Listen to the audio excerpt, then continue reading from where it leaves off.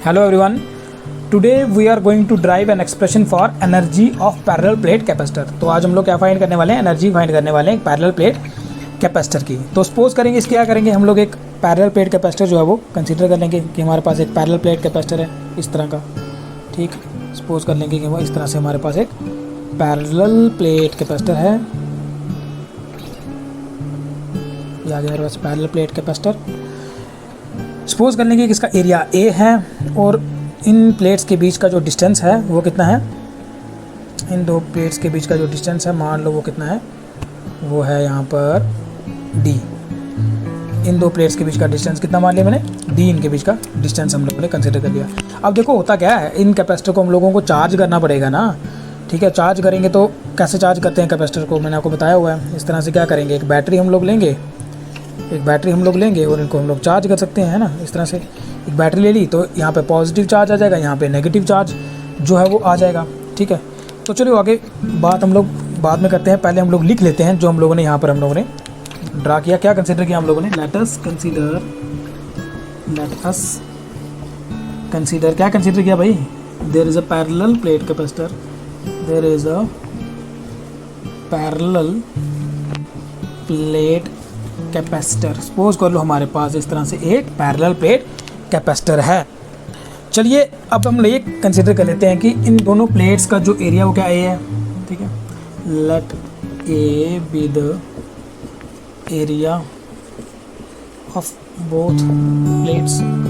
ठीक है, और डिस्टेंस कितना है इन दोनों प्लेट्स के बीच में, let d be the distance between the plates. तो डी क्या आ गया, डिस्टेंस आ गया इन दोनों प्लेट्स में। ठीक है, अब देखो जब हम इसको चार्ज करेंगे ना तो चार्जिंग प्रोसेस में आखिर होता क्या है। ठीक है, चार्जिंग में हो क्या रहा है, देखो जो प्रोसेस हो रही है चार्जिंग में उसमें हो क्या रहा है, बेसिकली हम लोग ऐसे कह सकते हैं कि यहाँ से चार्ज उठाया जा रहा है एक प्लेट से और उसको दूसरी प्लेट पर रखा जा रहा है। ठीक है, चार्जिंग में हो क्या रहा है। ठीक है, चार्ज करना तो क्या करना पड़ेगा, ठीक है, ये पॉजिटिव है, ठीक है, ये नेगेटिव है। तो यहाँ से सपोज करो इस तरह से इलेक्ट्रॉन है 3 मेरे पास, सपोज 3 के साथ चलते हैं तो यहाँ पर क्या पॉजिटिव है, तो ये इलेक्ट्रॉन पॉजिटिव की तरफ अट्रैक्ट होंगे। तो इस वायर से होते हुए ठीक है, यहाँ से होते हुए इस दूसरी प्लेट तक पहुँच जाएंगे। ठीक है, अगर ये प्लेट 1 है, ये प्लेट 2 है तो प्लेट 2 पे पहुँच जाएंगे। तो यहाँ पे अगर 3 इलेक्ट्रॉन आएंगे तो यहाँ पे नेगेटिव आ जाएगा, और यहाँ से अगर 3 इलेक्ट्रॉन जाएंगे तो यहाँ पे सपोज करो कि पॉजिटिव आ गया। ठीक है, समझ रहे हो मेरी बात क्या बोल रहा हूँ मैं। ठीक है, यहाँ पे क्या होगा, यानी कि जब मैंने चार्ज, अब क्या कहते हैं हम लोग कह सकते हैं ना कि यार कैपेसिटर जो है ये चार्ज हो गया। तो जब चार्ज किया तो किया क्या मैंने, एक्चुअली चार्ज में जब charging of capacitor take place हो रहा है तो एक्चुअली में हो क्या रहा है, हो ये रहा है कि यहाँ से चार्ज, ठीक है, यहाँ से चार्ज जो है वो ट्रांसफ़र किया जा रहा है इस पोजीशन पे, यानी कि प्लेट 1 से चार्ज जो है वो ट्रांसफ़र किया जा रहा है प्लेट 2 में। ठीक है, जो प्रोसेस है चार्जिंग है उसमें हो क्या रहा है, प्रोसेस ऑफ चार्जिंग में प्लेट 1 से चार्ज को उठाया जा रहा है और प्लेट 2 पे रखा जा रहा है। प्लेट 1 से उठाया जा रहा है और प्लेट 2 पे रखा जा रहा है। एक्चुअली में चार्जिंग प्रोसेस में ये चीज़ हो रही है। ठीक है, चलो इसको लिख लो आप लोग। ठीक है, क्योंकि आप लोग प्रॉपर नोट्स बना रहे हो। ठीक है, तो इस पॉइंट को यहाँ पर लिख लो, the process of charging here, ऐसे लिख लो, हेयर द प्रोसेस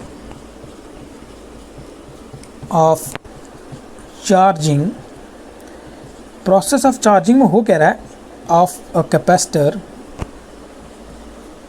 ऐसे लिखने की ज़रूरत नहीं है, लेकिन क्योंकि एक प्रॉपर नोट्स आपके बन रहे हैं और ये पॉइंट्स अगर लिखे हो तो कंसेप्ट जो है क्लियर रहते हैं, वरना ये पॉइंट नहीं लिखोगे उसके बाद डायरेक्ट अगला स्टेप करोगे तो फिर आप, अभी तो चलो आपको समझ आ गया, आपने समझ लिया चीज़ को, लेकिन अगर आप इस पॉइंट को नहीं लिखते हो ना तो क्या होता है, जब आप थोड़ी देर के बाद जब नोट्स को पढ़ोगे तो, है ना, जब कभी आपका टेस्ट आएगा तब आप जब इन क्वेश्चंस को याद करोगे तब आप नोट्स को स्टडी करोगे। अगर इस तरह के पॉइंट्स नहीं लिखे होंगे ना आपने तो फिर वहाँ पे एक गैप क्रिएट हो जाएगा, फिर आपका एक मिसकंसेप्ट क्रिएट हो जाएगा कि यार एक्चुअली में वहाँ पे हुआ क्या था। तो इस तरह के पॉइंट्स इसलिए लिखना इंपॉर्टेंट होते हैं, तो आप लोग लिख लिया करो इस तरह के पॉइंट्स को। ठीक है, here the process of charging of capacitor is equivalent to, आप लोग कह सकते हो is equivalent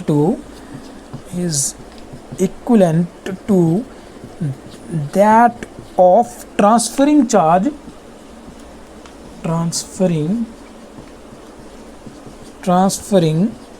charge from one plate to the other, one plate to the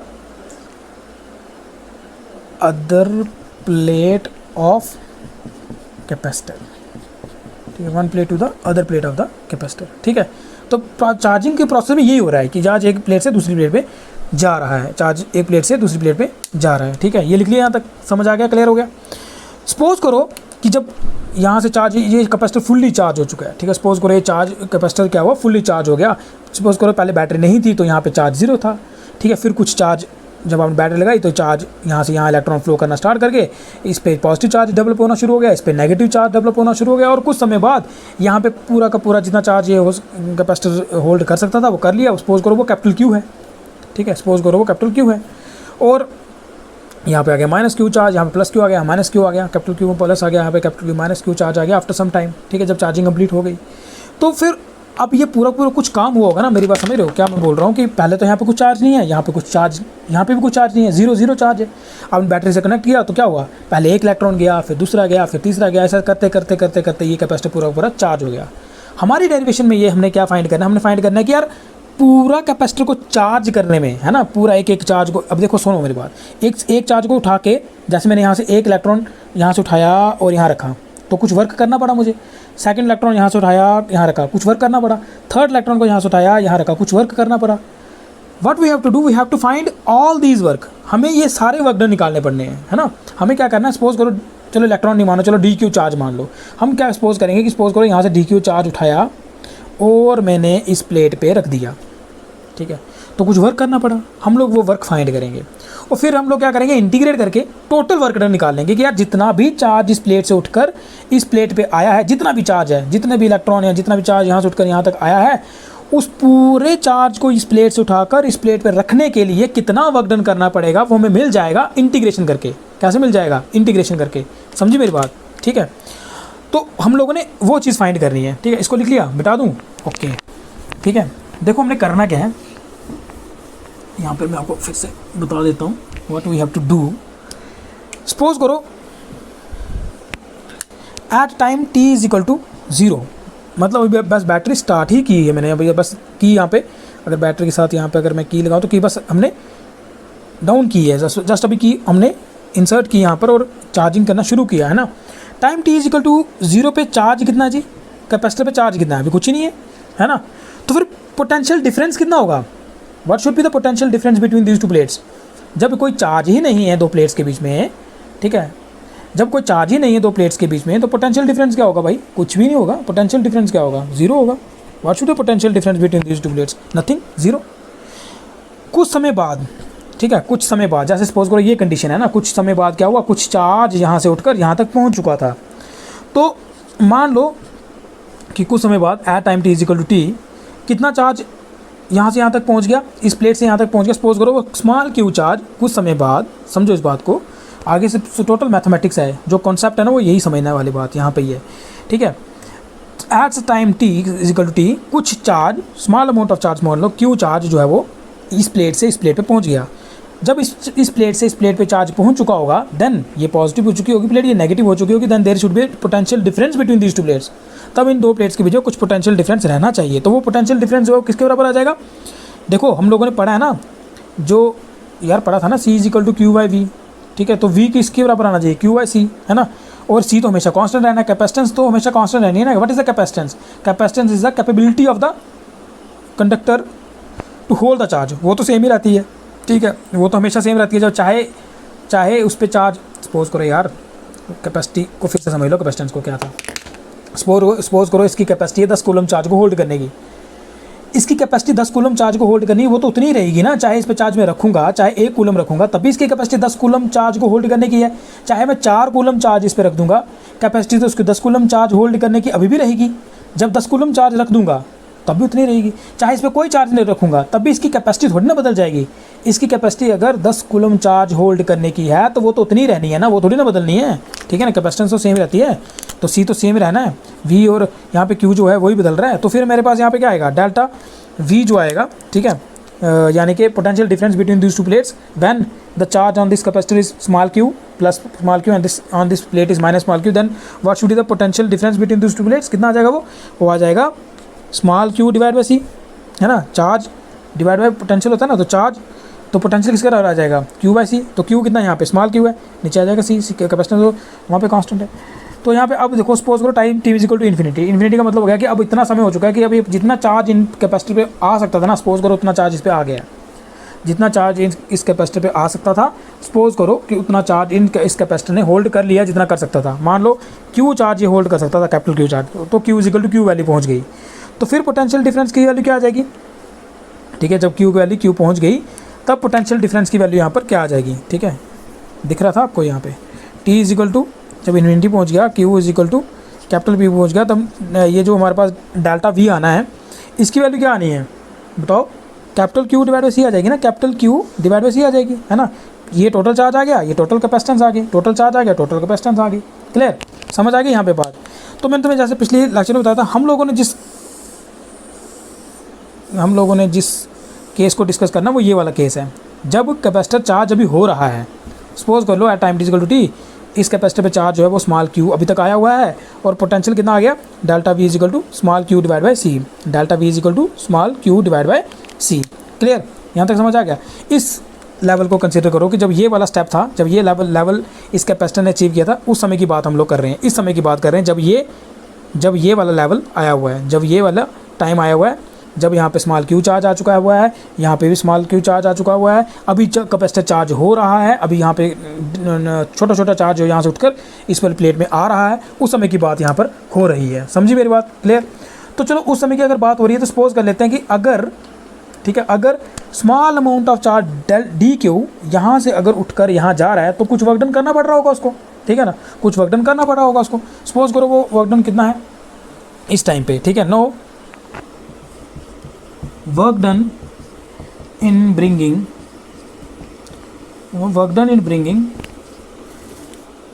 dq charge from plate 1 to plate 2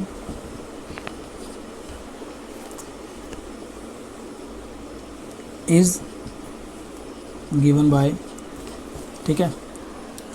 अच्छा, एट, यहाँ लिख दो at any instant of time T, वो भी बताना पड़ेगा ना किस समय वर्क डन निकाल रहे हैं हम लोग, इस समय निकाल रहे हैं, इस समय निकाल रहे हैं, इस समय निकाल रहे हैं। तो हम लोग ने बोला कि हम लोग तब वर्क डन निकाल रहे हैं जब time T equal to t था। तो हम लोग लिखेंगे no work done in bringing the charge d q from plate 1 to plate 2 at instant of time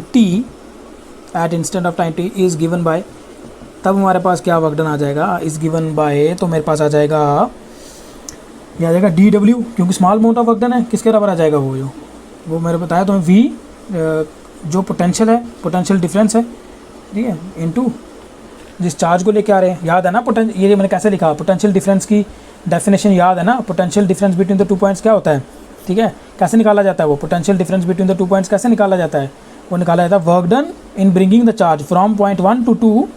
यार ऐसे था ना सिंपल, तो चलो बता देता हूँ तुम्हें, V1 माइनस V2 किसका बराबर होता है, work done in bringing the charge from 1 to 2, ठीक है, ऐसे लिखा था ना, work done in bringing the charge from point 1 to 2 is equal to the potential difference between these 2 points.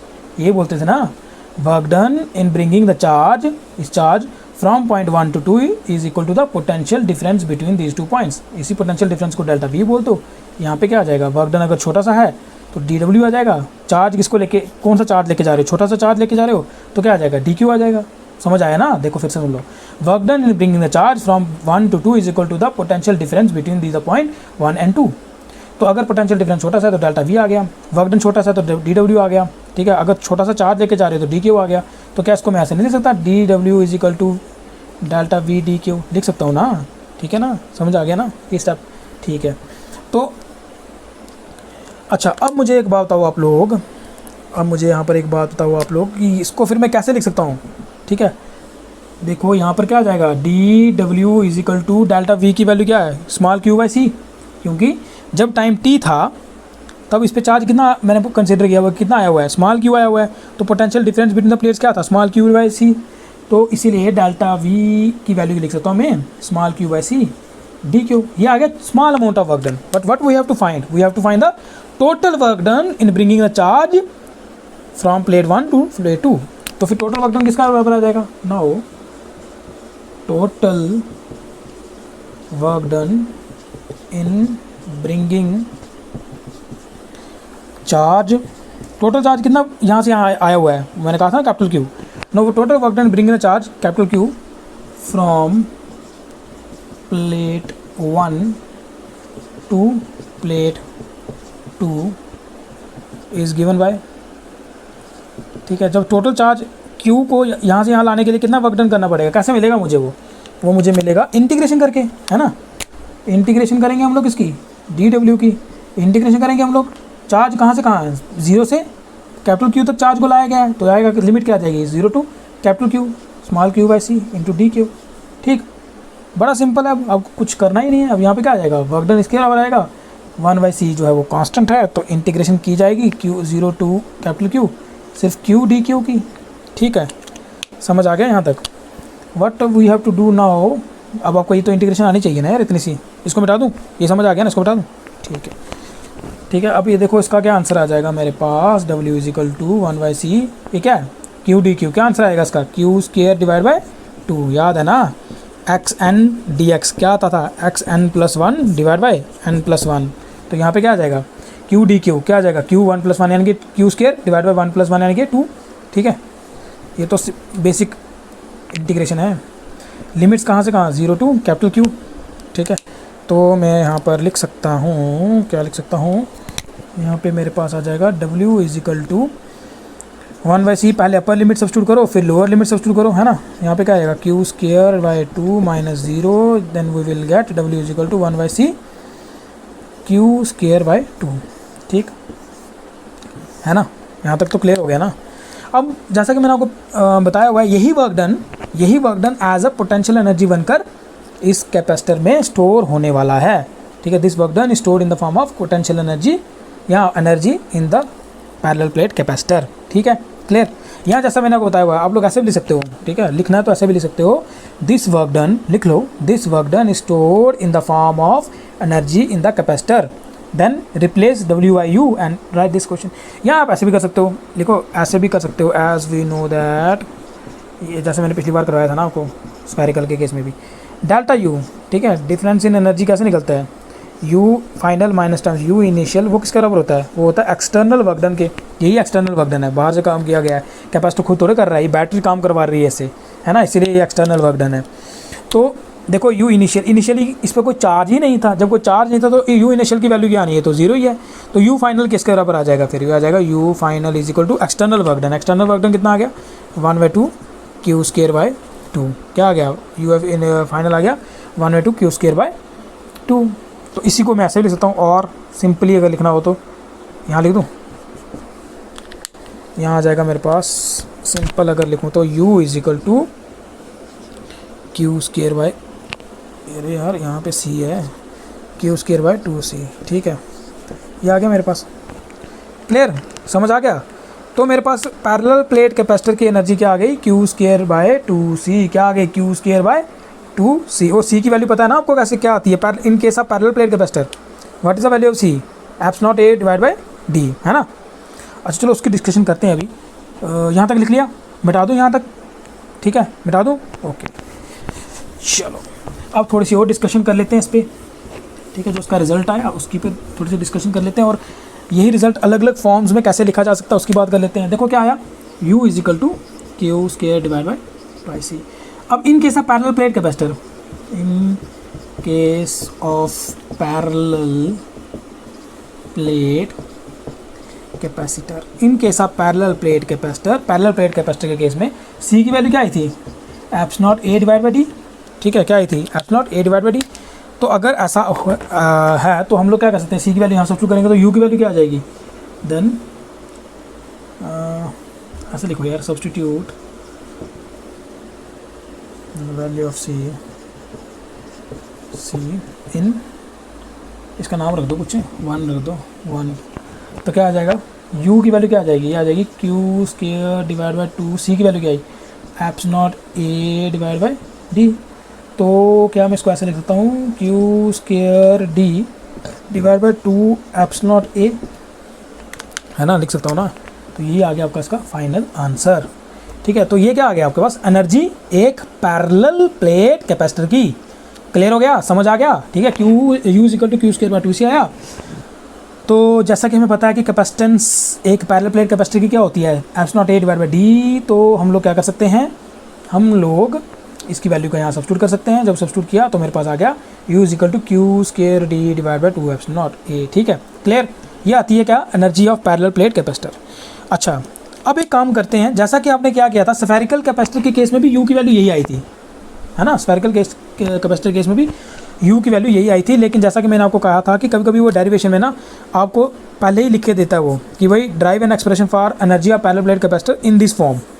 तो अगर आपको एनर्जी फाइंड करनी है पैरेलल प्लेट कैपेसिटर की इस फॉर्म में फाइंड करनी है, तो इस फॉर्म में इसको कैसे लाया जाता है, ठीक है, इस फॉर्म में इसको कैसे लाया जाता है, तो उसको कर लेते हैं। यहाँ तक लिख लिया ना, क्लियर, ठीक है, समझ आ गया, मिटा दूँ। चलो अब हम करते हैं इसकी डिफरेंट फॉर्म्स। ठीक है, डिफरेंट फॉर्म्स कैसे करते हैं, देखो एज वी नो दैट क्या पता है भाई, हमें पता है कि c किसके बराबर है, Q/V है। ठीक है, अगर ये वैल्यू मैं यहाँ पे सब्स्टिट्यूट करूँ, तो क्या आ जाएगा, substitute the above in equation 1। अगर इसको मैं यहाँ पे सब्स्टिट्यूट करूँ, इस c की जगह पे अगर मैं q और v की वैल्यू लिख दूँ, तो यहाँ पे मेरे पास क्या आएगा, u = Q²/2। c की जगह क्या लिखूँ मैं, Q/V। तो मेरे पास आ जाएगा, मेरे पास आ जाएगा u = देखो q और e स्क्वायर कैंसिल, तो मेरे पास आएगा 1/2 QV। एक फॉर्म आ गई इसकी ये, ठीक है, 1/2 Q × V, एक फॉर्म मेरे पास ये आ गई। क्लियर, समझ आ गया कंसेप्ट, क्लियर, ठीक है। अब एक और फॉर्म होती है CV²। अब अगर मुझे CV² में इसको लाना है तो मुझे क्या करना पड़ेगा, ठीक है, तो एक काम करते हैं, यहाँ तक लिख लिया, मिटा दूँ। देखो अगर हमारे पास एक्सप्रेशन क्या Q²/2c है। अगर मैं देखो again as we know that, जैसा कि हमें पता है, क्या पता है भाई आपको पता है कि c किसके बराबर है, Q/V के बराबर है। यहाँ से अगर मैं लिखूँ Q इसके बराबर आया, किसके बराबर आया, Q = C × V, है ना, Q किसके बराबर है, C × V। Substitute this value, इस वैल्यू को आप लोग क्या करो, इसको सब्स्टिट्यूट करो इक्वेशन 1 में, सब्स्टिट्यूट अबव इन इक्वेशन 1, इसको इक्वेशन 1 में सब्स्टिट्यूट करो तो क्या आ जाएगा, u = किसके बराबर आ जाएगा, Q की जगह क्या लिखना है मैंने, C²V² आ जाएगा /2c, ये c और ये square cancel, then finally you will get u = 1/2 CV²। तो देखो ये फॉर्म भी आ गई। तो कभी कभी एग्जामिनर अगर डायरेक्ट आपको ऐसे लिखता है क्वेश्चन में भी कि यार drive expression for parallel plate capacitor in this form u = 1/CV²। आपको क्या करना है यार, आपको सिंपली ये एक्सप्रेशन ड्राइव करनी है, लास्ट में आपको ये सब्स्टिट्यूशन करके ये आपका फाइनली आंसर आ जाएगा। क्लियर, समझ आ गया, तीनों फॉर्म्स आ गए आपके पास। देखो ये 3 फॉर्म्स होती है, तीनों फॉर्म काफ़ी इंपॉर्टेंट है। जब न्यूमेरिकल्स करने की बारी आएगी तो डिपेंड करेगा आपको गिवन में क्या दे रखा है, उसके हिसाब से आप लोगों ने चीज़ें सब्स्टिट्यूट करनी है और आपके पास आंसर जो है वो आ जाएगा एनर्जी का। क्लियर, समझ आ गया, क्लियर, ठीक है। तो चलिए कुछ न्यूमेरिकल्स डिस्कस करते हैं। देखो अगर आपको कुछ इस तरह का न्यूमेरिकल आ जाए कि आपको इस तरह का कैपेसिटर दे रखा है,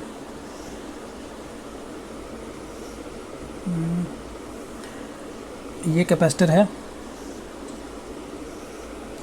और इसके बीच का जो डिस्टेंस है ना, ये डिस्टेंस है d। ठीक है, इस तरह का अगर एक कैपेसिटर दे रखा हो जिसका एरिया दोनों का सेम हो, ठीक है, चार्ज भी दोनों पे सेम हो, एक पे प्लस क्यू हो तो दूसरे पे माइनस क्यू, और इनके बीच में जो डिस्टेंस है वो कितना है, d, इनके बीच में अगर डिस्टेंस दे रखा हो, और अगर क्वेश्चन में उसने बोला हो कि यार इन दोनों कैपेसिटर के बीच में जो डिस्टेंस है अगर इसको बढ़ा दिया जाए, ठीक है, इन दोनों कैपेसिटर के बीच का जो डिस्टेंस है अगर इसको बढ़ा दिया जाए, यानी कि सेम वही कैपेसिटर हैं लेकिन अब जो इनके बीच का डिस्टेंस है, सपोज़ करो वही कैपेसिटर हैं, ठीक है, वही 2 कैपेसिटर मैंने ले लिए, लेकिन अब मैंने क्या किया, इनके बीच का जो डिस्टेंस है ना वो मैंने यहाँ पर बढ़ा दिया। ठीक है, इस तरह से ये आ गया मेरे पास एक कैपेसिटर, तो ये आ गया मेरे पास उसका दूसरी प्लेट। और अब क्या किया, इनके बीच का जो डिस्टेंस है ना, ये जो डिस्टेंस है, सपोज़ करो अगर ये बढ़ गया और ये डिस्टेंस अगर मैं कहता हूँ अब 2d हो गया, ठीक है, अभी भी एरिया सेम दोनों का, ठीक है, सेम चार्ज है, अगर इस पर प्लस क्यू है तो इस पर माइनस क्यू है, ठीक है, सेम क्वांटिटी ऑफ चार्ज है। क्वेश्चन कुछ इस तरह का है, कहता है कि आपके पास एक कैपेसिटर है, ठीक है, उस पर चार्ज क्यू है, उसका एरिया ए है और उन दोनों के बीच का डिस्टेंस डी है। कहता है कि अगर उन दोनों के बीच का जो डिस्टेंस है अगर उसको बढ़ा दिया जाए, क्या कर दिया जाए, उसके बीच का डिस्टेंस अगर बढ़ा दिया जाए तो कितना वर्क डन, कितना एक्सटर्नल वर्क डन करना पड़ेगा। ठीक है, ये दो कैपेसिटर ऐसे थे ना, अब इनको मैंने क्या किया, थोड़ा सा इनके बीच का डिस्टेंस सपोज करो ऐसे डी है, मैंने क्या किया, इसका डिस्टेंस 2d कर दिया। अब यहाँ से यहाँ तक लाने में कुछ वर्क डन करना पड़ेगा मेरे को, but we have to do some work. Question में बोल रहा है कि वही एक्सटर्नल वर्क डन हम लोगों को फाइंड, क्वेश्चन कह रहा है कि find the external work done. ठीक है,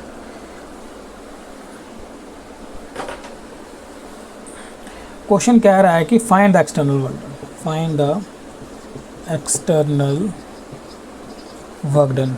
मतलब इन प्लेट्स को D से 2D तक पहुंचाने के लिए, सेपरेट करने के लिए कितना वर्क डन हमें करना पड़ेगा, we have to find that work done.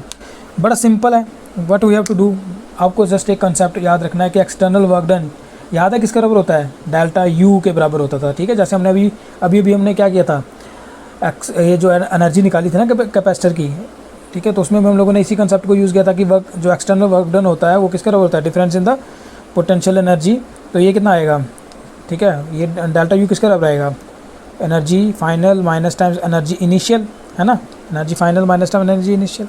अब हमें अच्छे से पता है कि एनर्जी का फार्मूला क्या होता है, U किसके बराबर होता है, Q स्क्वायर बाय 2C, यही होता है ना, Q स्क्वायर बाय 2C, यही है। ठीक है ना, अच्छा, अब ये तो हमें पता है कि एनर्जी की वैल्यू क्या होती है, Q स्क्वायर बाय 2C। तो देखो फाइनली इस कैपेसिटर की, जब कैपेसिटर इस स्टेट में है, ध्यान से सुनना, जब कैपेसिटर इस स्टेट में है तब एनर्जी की वैल्यू क्या आएगी, बताओ शाबाश, क्या आएगी, जब कैपेसिटर इस स्टेट में तो क्या आएगा, Q स्क्वायर, चार्ज तो वो इतना ही है, यह आएगा Q स्क्वायर डिवाइड बाय 2। अब देखो डिस्टेंस अगर डिस्टेंस सेपरेट हो चुका है, डिस्टेंस अगर ज़्यादा हो चुका है तो क्या होगा, तो हमारे पास कैपेसिटेंस की वैल्यू बदलेगी, है ना, कैपेसिटेंस की वैल्यू बदल जाएगी। तो यहाँ पे मैं क्या लिखूँ फिर, Q स्क्वायर बाय 2CF लिख देता हूँ कि अब कैपेसिटेंस की वैल्यू, फाइनल कैपेसिटेंस की वैल्यू कुछ और होगी।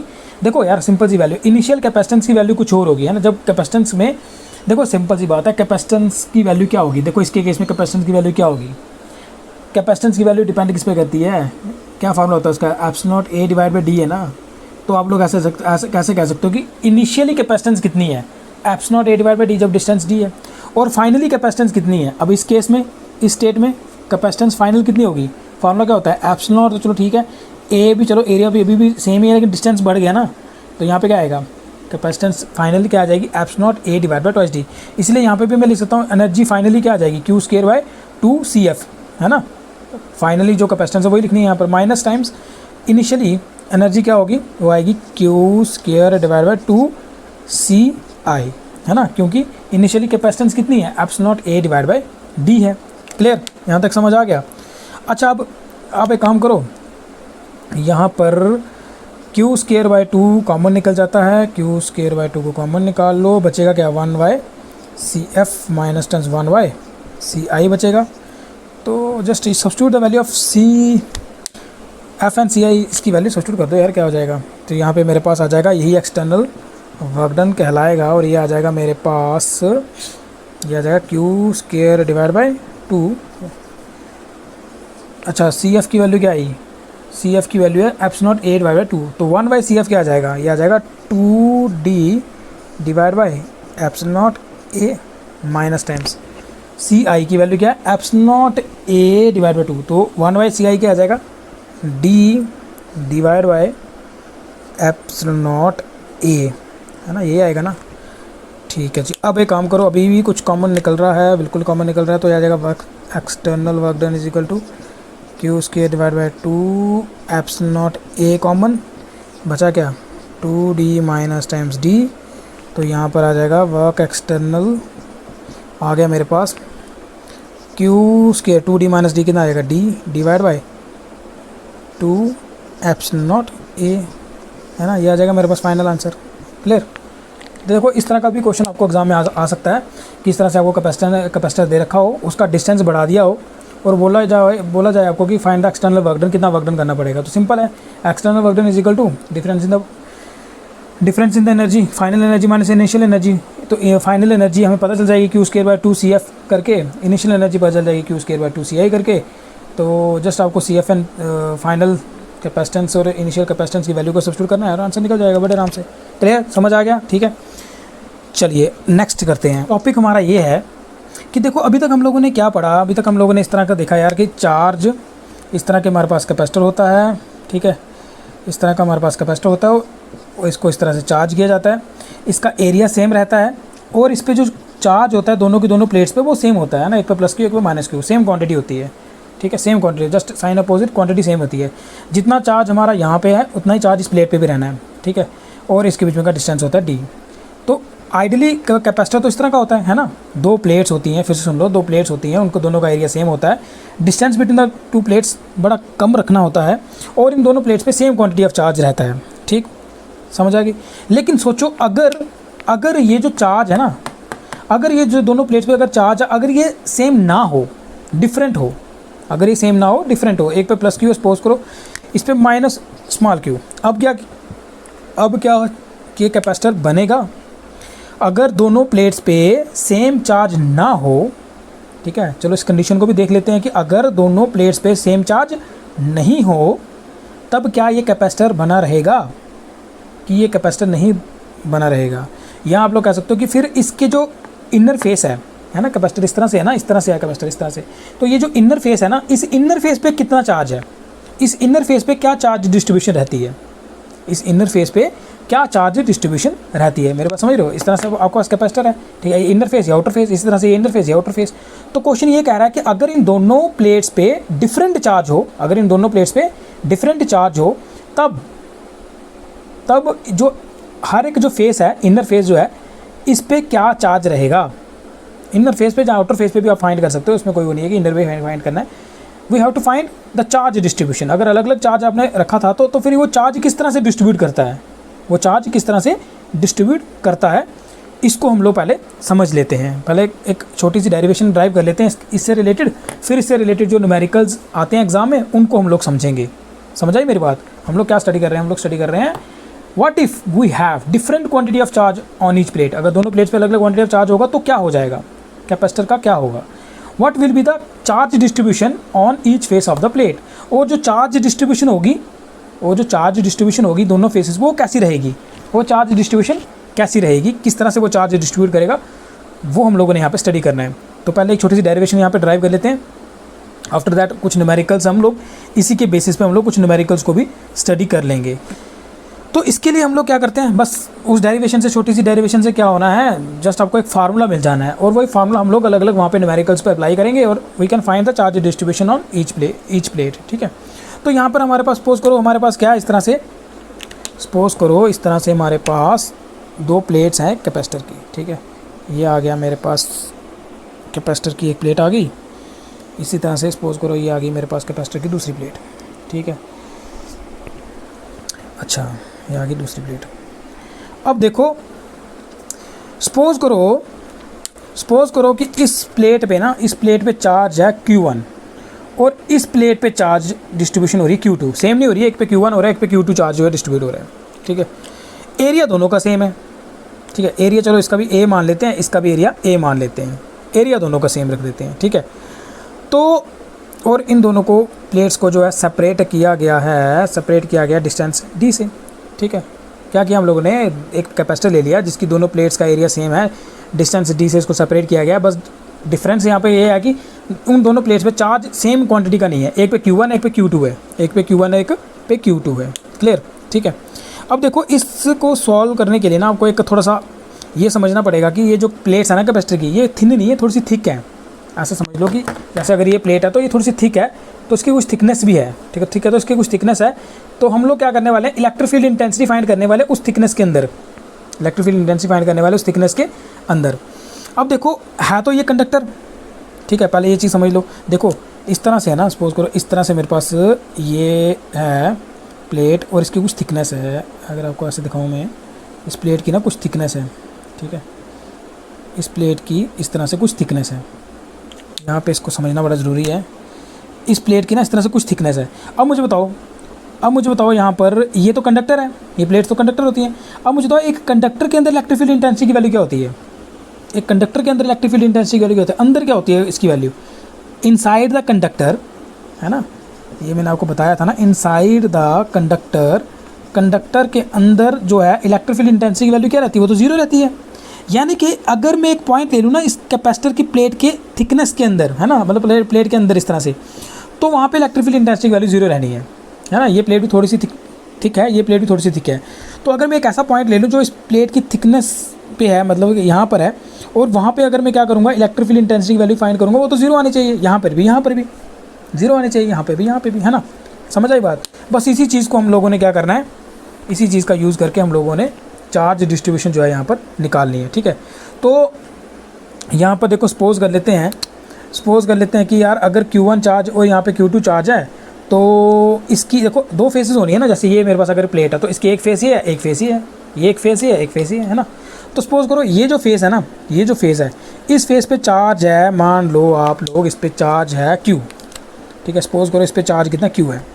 तो फिर जो दूसरी फेस होगी, है ना, इस तरफ जो फेस होगा, इस तरफ बैक फेस जो होगा, वहाँ पे मेरे पास कितना चार्ज रहेगा, वहाँ पे कितना आएगा, Q1 माइनस टाइम्स Q, है ना। Q1 टोटल चार्ज है, समझ रहे मेरी बात, Q1 टोटल चार्ज है। अगर इस वाले फेस पे Q चार्ज है, तो ये जो फेस यहाँ पे है ना, उस पर चार्ज कितना होगा, Q1 माइनस Q। इसी तरह से अगर ये Q2 है, ठीक है, अगर ये Q2 चार्ज इस पूरे पे है, तो अगर मैं कहता हूँ यार इसका जो इनर फेस है, अगर मैं कहता हूँ उस पर चार्ज अगर X है, ठीक है, ये जो इनर फेस है ऐसे है ना, ये ऐसे है, तो ये इनर फेस या आउटर फेस, समझ रहे मेरी बात, ये इनर फेस या आउटर फेस। तो अगर मैं कहता हूँ यार इनर फेस पे इस पर चार्ज X है, तो ये जो आउटर फेस है ना, आउटर फेस पे जो है उस पर चार्ज कितना होगा। ठीक है, ये इनर फेस आ गया, ये आउटर फेस आ गया। तो अगर मैं कहता हूँ कि यार इनर फेस पे चार्ज जो है वो अगर X है, तो मेरे पास जो आउटर फेस होगा, ठीक है, जो आउटर फेस होगा उस पर चार्ज कितना होगा, Q2 माइनस एक्स। क्या होगा, Q2 माइनस एक्स। समझ रहे हो ना मेरी बात। ये इस तरह से है यार, इस तरह से है, इस तरह से मैं बोल रहा हूँ, समझो इस चीज़ को, इस तरह से मैं बोल रहा हूँ।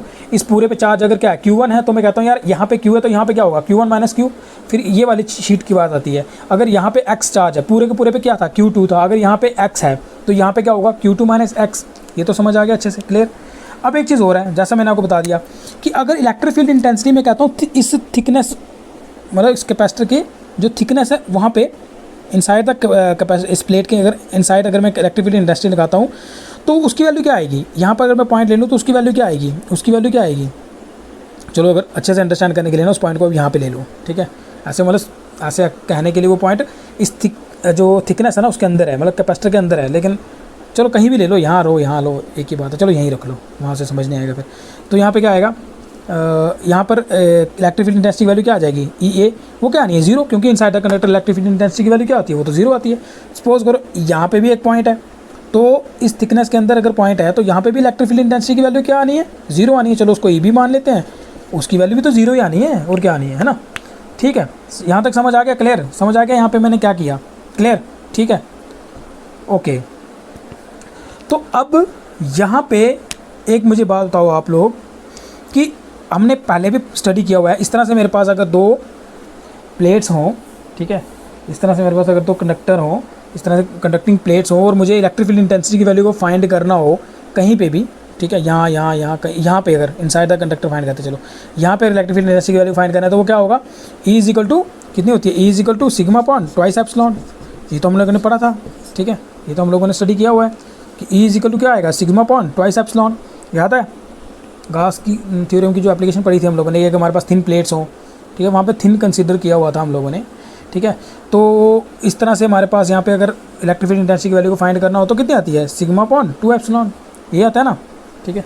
तो चलो इसको यहाँ पे लिख देते हैं, क्या हमारे पास इलेक्ट्रिक फील्ड इंटेंसिटी आती है बिटवीन, यहाँ पे लिख देते हैं यार, electric field intensity between the plates, ठीक है, कितनी आती है वो आता है E is equal to sigma upon twice epsilon not.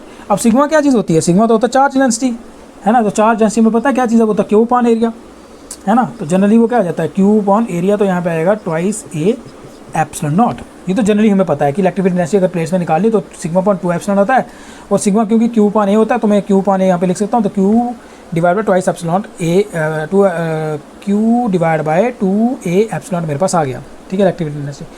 अच्छा एक काम करो, अब इसी तरह से आप लोग अगर EA की वैल्यू को फाइंड करना हो, इलेक्ट्रिक फील्ड इंटेंसिटी निकालनी मुझे पॉइंट A पे due to all these charge, ठीक है। अब है तो वो जीरो, इलेक्ट्रिक फील्ड इंटेंसिटी की वैल्यू क्या आनी है, आनी तो वो जीरो है, लेकिन अगर मैं सारे चार्ज की वजह से निकालना चाहूँ तो कैसे निकाल सकता हूँ, है ना।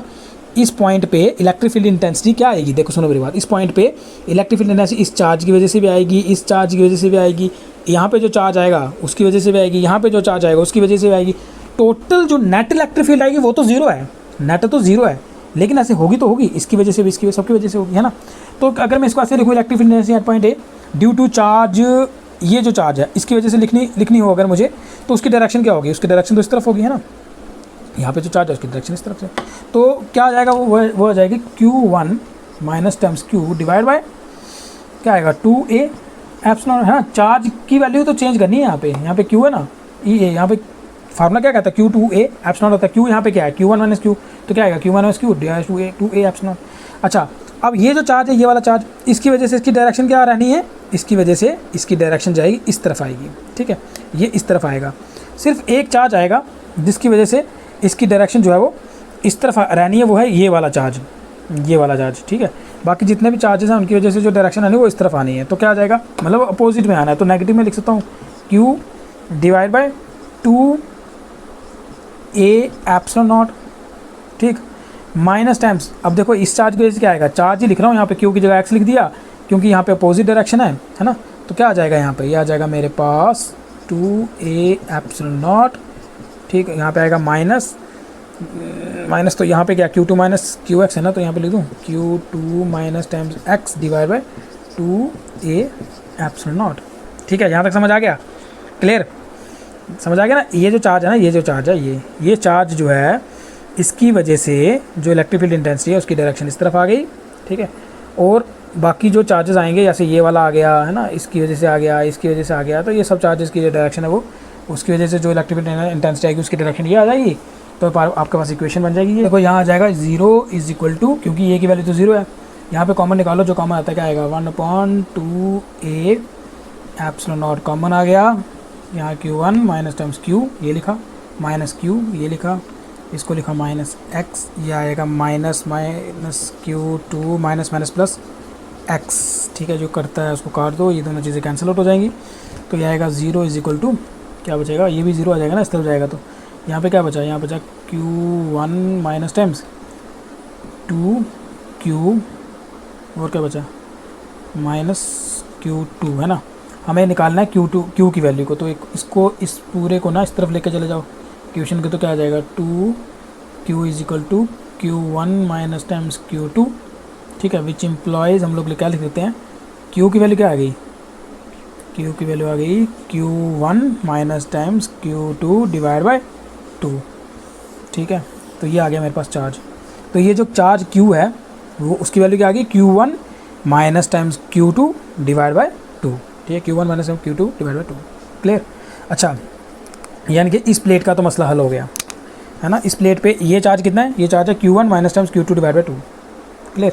अच्छा, तो फिर ये चार्ज कितना है, इस वाले फेस पे कितना चार्ज है, तो Q की वैल्यू सब्स्टिट्यूट कर दो अब यहाँ पर, तो क्या आ जाएगा, तो इस फेस पे चार्ज आ जाएगा ये Q1 माइनस टाइम्स Q किसके बराबर आ जाएगा, देखते हैं ज़रा, या Q1 माइनस टाइम्स Q कितना है, ये आएगा Q की वैल्यू क्या, Q1 minus times Q2 divide by 2, ठीक है। तो ये आ जाएगा मेरे पास Q1, इधर जाएगा ना 2Q1 minus times 2Q1 minus times आ जाएगा Q1 प्लस टाइम्स Q2, है ना, डिवाइड बाय 2। तो यहाँ पे आ जाएगा, इस से लिखते हैं Q1 माइनस टाइम्स Q की वैल्यू मेरे पास आ जाएगी, ये आ जाएगी Q1 पॉजिटिव में आ जाएगा ना, ये plus times Q2 divide by 2, ठीक है। तो यानी कि ये जो चार्ज है ना, ये प्लेट के इस पे जो चार्ज है वो कितना है, इस तरफ Q1 plus Q2 divide by 2, और प्लेट के इस तरफ कितना चार्ज है, वो है Q1 minus Q2 divide by 2, ठीक है। यहाँ पे पता चल गया, यहाँ पे भी पता चल गया, यहाँ पे पता चल गया, यहाँ पे पता चल गया। अब सेम चीज़ यहाँ पे भी होनी है, यहाँ पे भी यही आंसर आना है, ठीक है, क्योंकि इक्विवेलेंट बस अपोजिट आना है, ठीक है। यहाँ अगर Q की वैल्यू आई ना Q1 माइनस Q2 बाय 2, यहाँ पे वैल्यू क्या आनी चाहिए, इक्विवेलेंट अपोजिट चार्ज होता है ना यहाँ पर, तो क्या आनी चाहिए, नेगेटिव में आएगी, सेम वैल्यू आएगी बट नेगेटिव में आएगी। करके देखते हैं, ठीक है। यहाँ तक समझ आ गया। अच्छा, अब बात कर लेते हैं प्लेट 2 की। अब देखो प्लेट 2 में क्या हो रहा है, प्लेट 2 की बात कर लेते हैं। तो यहाँ पे क्या आएगा, ई बी की वैल्यू क्या आ जानी है हमारे पास, यहाँ पर देखो ई बी की वैल्यू क्या आ जाएगी, यहाँ पर ये जो Q2 माइनस एक्स है ना, इसकी वजह से जो इलेक्ट्रिक फील्ड है, ठीक है, वो पॉजिटिव में आ जाएगी, वो इधर है, उसको पॉजिटिव में लिख देंगे हम लोग। बाकी सब चार्जेस की वजह से जो ई बी की वैल्यू आनी है, मतलब यार सिंपल सी बात है, यहाँ पे जो ई बी की वैल्यू आनी है ना इस चार्ज की वजह से, उसकी डायरेक्शन ये रहनी है। बाकी जितने भी चार्जेस की वजह से जो इलेक्ट्रिक फील्ड की डायरेक्शन रहनी है ना, वो इस तरफ रहनी है, ठीक है। मतलब एक पॉजिटिव, बाकी सारी की सारी नेगेटिव रहती हैं यहाँ पर। तो क्या आ जाएगा, ई बी की वैल्यू क्या आनी है यहाँ पर, देखो क्या आ जाएगा, ये आ जाएगा Q2, चार्ज कितना है यहाँ पर, Q2 minus times x divide by, formula क्या कहता है, 2a एप्सिलॉन है। अब इसकी वजह से अपोजिट डायरेक्शन तो क्या आएगा, माइनस, चार्ज कितना है यहाँ पे, x है, तो क्या आ जाएगा x divide by 2a epsilon. इस चार्ज की वजह से क्या आएगा, minus times q divide by 2a epsilon. इसकी वजह से क्या आ जाएगा, minus times q1 q divide by 2a epsilon. देखो टोटल चार्ज जो है वो जीरो आना है, टोटल क्या कहते हैं इलेक्ट्रिक फील्ड जो है वो तो जीरो आनी है, ठीक है ना। तो inside the conductor, but inside the conductor क्या है, यहाँ पे पॉइंट बी तो इनसाइड द कंडक्टर था ना, तो यहाँ पे ये तो क्या है, ये तो जीरो है। हम लोगों ने बोला हुआ है कि ये इनसाइड द कंडक्टर, तो ये तो जीरो होना है। तो यहाँ पे फिर से वही करो, कॉमन निकाल लो, क्या आ जाएगा 2a एप्सिलॉन कॉमन, जो बचा जो लिखो, क्या बचा Q2 माइनस एक्स, यहाँ पे क्या बचा माइनस एक्स, यहाँ पे क्या बचा माइनस Q, यहाँ पे क्या आ गया, यहाँ पे है Q1 प्लस Q, है ना, माइनस माइनस प्लस हो जाएगा ना यहाँ पे।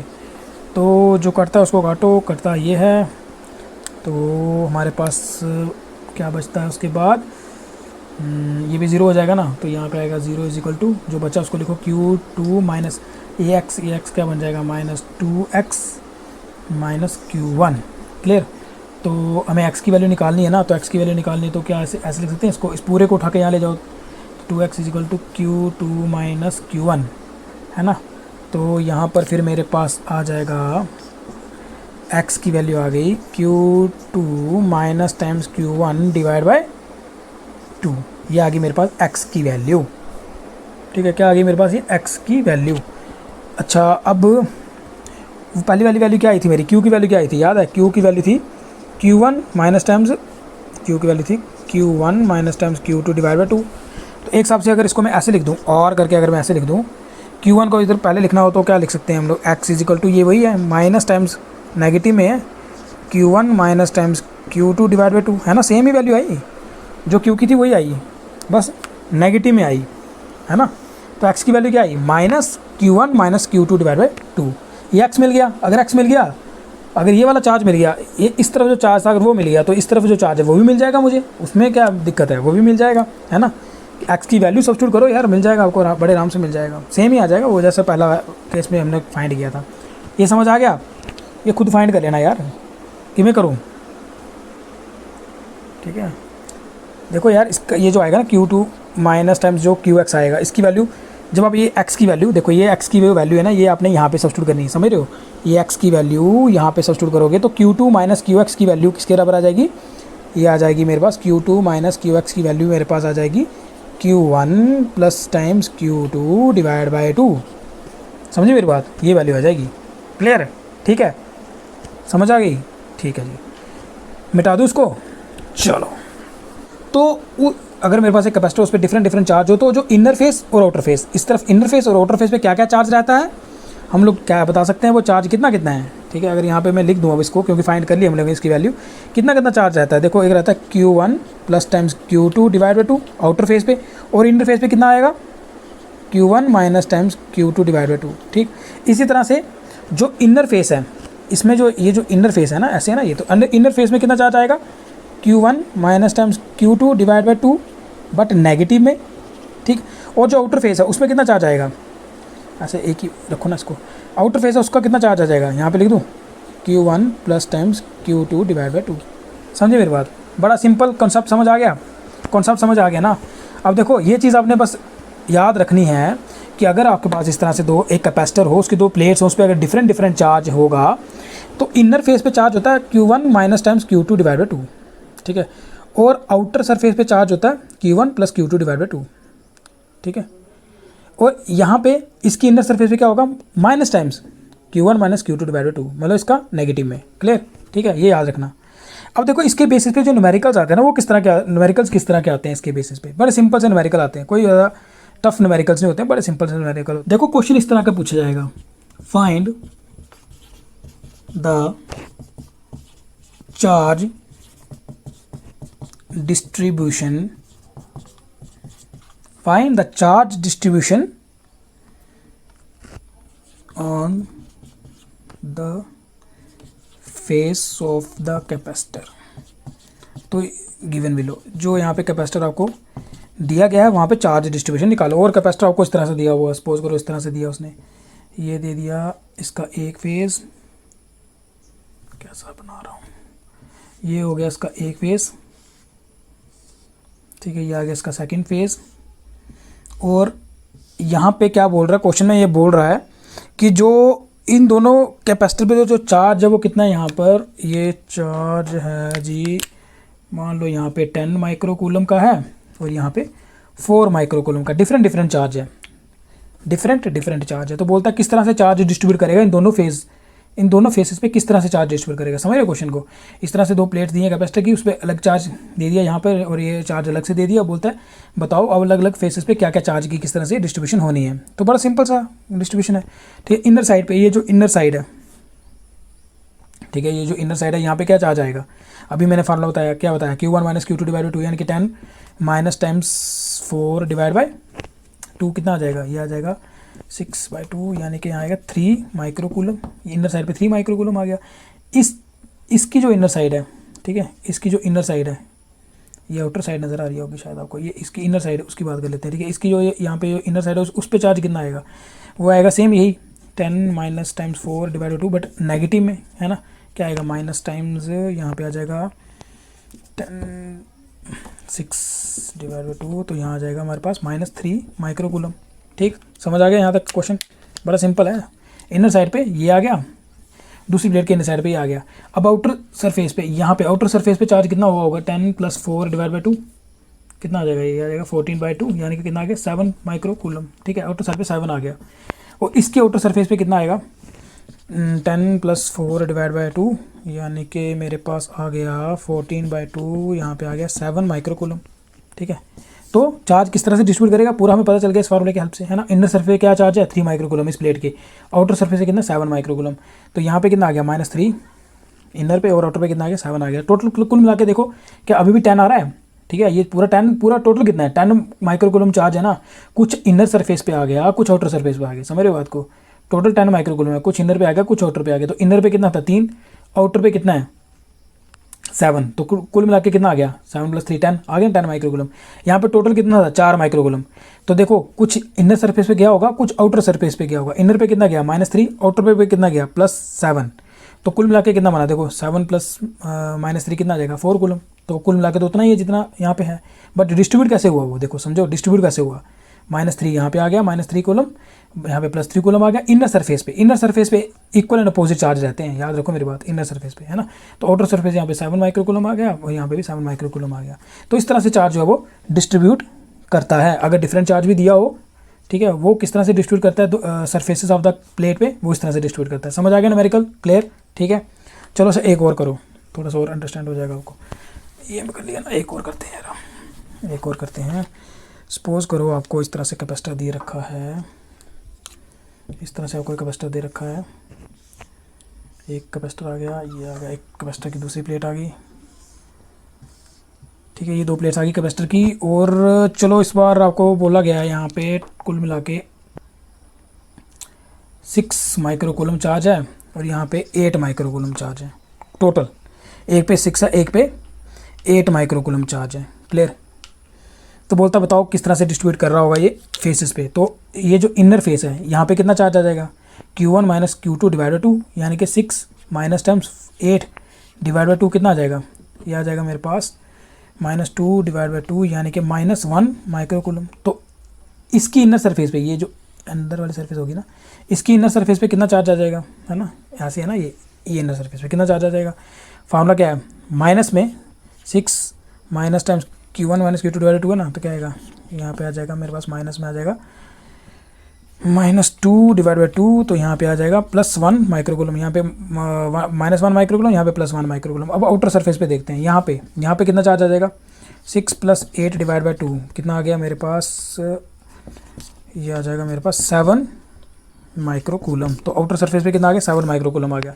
तो इसके आउटर सरफेस पे कितना आ जाएगा, देखो 6 + 8 डिवाइड बाई 2 है ना, Q1 plus Q2 divide by 2 formula, तो यहाँ पे आएगा, यहाँ पे आ जाएगा 7 माइक्रो कूलम। तो इसके आउटर सरफेस पे इस तरह से ना, ये इसके आउटर सरफेस पे कितना है 7 माइक्रो कूलम चार्ज, और इसकी इनर सरफेस पे कितना है -1 माइक्रो कूलम चार्ज। इस प्लेट की इनर सरफेस पे कितना है +1 माइक्रो कूलम, और आउटर सरफेस पे कितना है 7 माइक्रो कूलम चार्ज। क्लियर, समझ आ गई बात। देखो कुल मिला के हमारे पास टोटल कितना था, 6 और 8 था ना। चलो कुल मिला के देखते हैं कि ऐसी प्लेट में अभी भी 6 है। कुल मिला के देख लो, 7 - 1 6 आ गया, तो टोटल कितना अभी 8 है। देखो यहाँ पे 7 + 1 8 आ गया। याद है आपने इस तरह से यहाँ पे जैसे कंडक्टर का ये जो फार्मूला जब ड्राइव किया था, ठीक है, यहाँ पे देखो ये जो फार्मूला ड्राइव किया, यहाँ पे मेरे पास ए की वैल्यू फाइंड की, यहाँ पे बी की वैल्यू फाइंड की, और ज़्यादा यहाँ याद है यहाँ पे मैंने आपको डायरेक्शंस बताई है ना, कि इस तरफ एक तरफ मतलब कि इस तरह से क्या बताया था मैंने तुम्हें, कि एक पॉजिटिव आई थी और बाकी सारी नेगेटिव आ रही थी, है ना। तो यहाँ पर देखो इस क्वेश्चन से इसको थोड़ा सा और अंडरस्टैंड करते हैं कि देखो एक डायरेक्शन और बाकी सारी अपोजिट डायरेक्शंस क्यों होती हैं। देखो यहाँ पर देखो, जैसे इस न्यूमेरिकल में देखो, ये जैसे मैंने कुछ भी चार्ज यहाँ पर रखा हुआ था ना, डिफरेंट चार्ज रखा हुआ था, तो यहाँ पर चार्ज की वैल्यू क्या आई नेगेटिव, यहाँ पर चार्ज की वैल्यू नेगेटिव आई, ठीक है। इस इनर सरफेस पे चार्ज की वैल्यू क्या आई पॉजिटिव, आउटर सरफेस पे चार्ज की वैल्यू क्या आई पॉजिटिव, इसके आउटर सरफेस पे चार्ज की वैल्यू क्या आई पॉजिटिव आई, है ना, क्या आई पॉजिटिव आई। तो आप देख रहे हो यहाँ पर कि यहाँ पे ये जो मेरे पास यहाँ पे जो पॉइंट होगा ना, उसकी वजह से जो इलेक्ट्रिक फील्ड आएगी, उसमें एक डायरेक्शन अगर इस तरफ है तो बाकी सारी डायरेक्शन जो है वो इस तरफ होंगी, है ना। अगर एक नेगेटिव चार्ज है ना, तो चलो एक डायरेक्शन अगर ये है तो बाकी सबकी डायरेक्शन ये है, समझ रहे मेरी बात।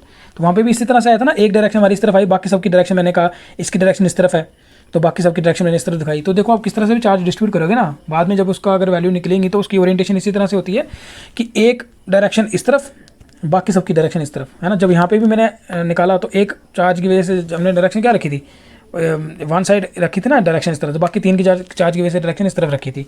तो जब उनको एक्चुअली जब उनकी वैल्यूज आती है ना, तो वो इस तरह की आती हैं कि एक डायरेक्शन हमारी पॉजिटिव आएगी, बाकी डायरेक्शन हमारी अपोजिट में आएंगी, सो दैट कि वो देखो अगर अपोजिट डायरेक्शन नहीं आएंगी तो उन दोनों की वो वैल्यूज कैंसल आउट कैसे होंगी, है ना। अगर सारी वैल्यूज, अगर ये E1 की वैल्यू कैसे इधर आती, E2 की वैल्यू इधर आती, E3 की वैल्यू इधर आती, तो क्योंकि इनसाइड द कंडक्टर तो वैल्यू 0 है ना, इनसाइड द कंडक्टर वैल्यू क्या है 0 है, तो अगर सारी एक ही डायरेक्शन में आएंगी फिर वैल्यू 0 कैसे आएगी, नहीं आएगी ना। इसका मतलब अगर एक डायरेक्शन इस तरफ है तो बाकी एक दो जो डायरेक्शन है वो अपोजिट ही होनी है, तभी टोटल वैल्यू जो कुल मिला के 0 आनी है, और इनसाइड द कंडक्टर वैल्यू 0 आनी ही चाहिए। अब समझ आ गया पूरा कंसेप्ट। तो अगले लेक्चर में मिलते हैं, तब तक के लिए हंसते रहिए, मुस्कुराते रहिए, फिजिक्स पढ़ते रहिए।